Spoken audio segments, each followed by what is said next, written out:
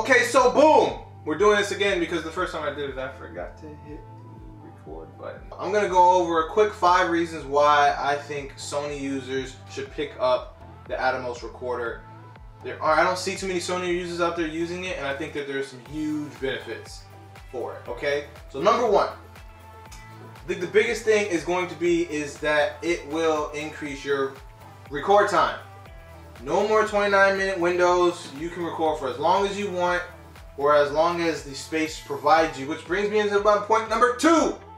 You get way more opportunity to store space with the SSD drive. You can easily get a terabyte, 2 terabyte for 150 to 200 bucks, maybe even 250, somewhere in there. And you can literally record for like 30 hours. Excuse me, and not have to worry about anything as far as impedance from starting and stopping, which opens up the opportunity for you to do different types of gigs, such as live events, any type of live speaker, ceremonies, weddings, stuff like that. It gives you the opportunity to be able to shoot stuff like that with less people because you don't have to worry about it stopping on you. Number 3 is going to be, is going to be the fact that you get a flip screen. Now, for reasons I really don't understand, with the exception of the 6400, you can flip the screen up and see what you're doing. If you are a one-man band, you do need to be able to see what you're recording.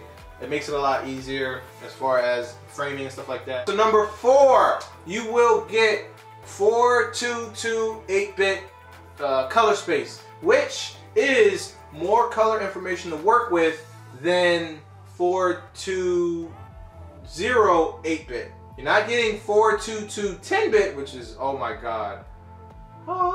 It's nice. I'm not gonna lie. The other day I was actually able to change my white balance. Did not know that that was a possibility. Anyway, yes. So you get more color information, which means you get to push and pull colors a little bit, as far as help, with LUTs, and who doesn't love LUTs, right? LUT. The 5th and final one is gonna be weight. So the A7S II is a very small, like a particularly small camera. Even now Nikon and Canon respectively, their full frames are out and they're still bigger cameras. So with that being said, the heavier the camera, the easier it is to wield, the more stable it looks, the more stable the image looks, the more professional it looks. The more professional it looks, the more clientele you will get. See how all that stuff is connected? So, with that being said, if you add the monitor on there, you're probably going to have to add a magic arm. You're probably going to have to add something to mount the magic arm to. And that will give you a much heavier rig. And with that comes more stable footage. Now, freebie time. I'm going to give you guys 2 cons that go with those pros.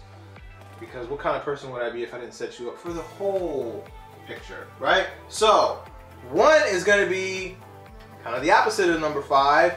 Less compact. And the reason why I say that is because I know a lot of Sony users that like the fact that their camera is small and they can, So, the ability to be able to stay small and compact, some people like that. And if you do get a monitor, it's going to be a little bit bigger than what you would think it would be.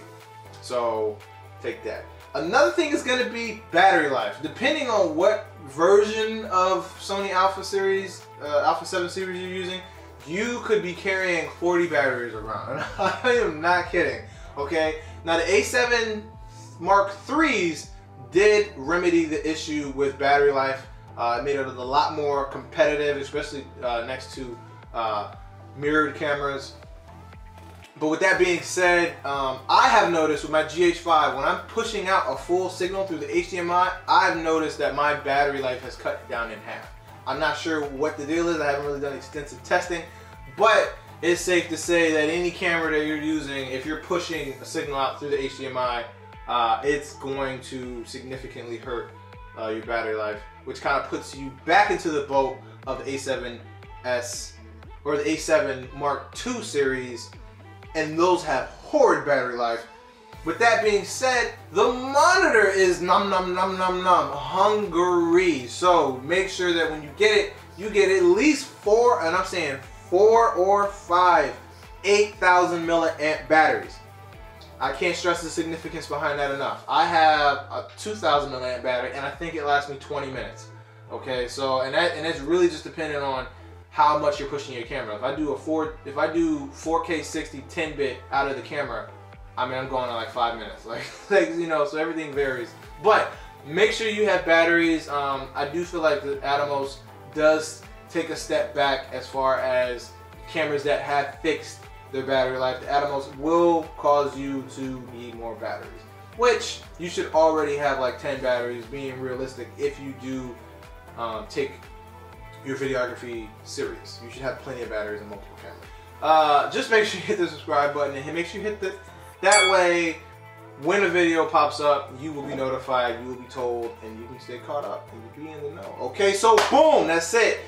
See you guys in the next one. Peace.